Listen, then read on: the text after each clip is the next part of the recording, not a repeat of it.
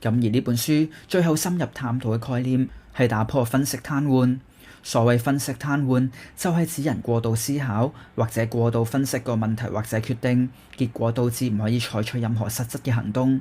呢個現象會阻礙進步，令人無法將夢想變為現實。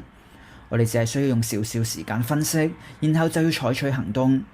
我哋開始行動之後，可以隨時調整。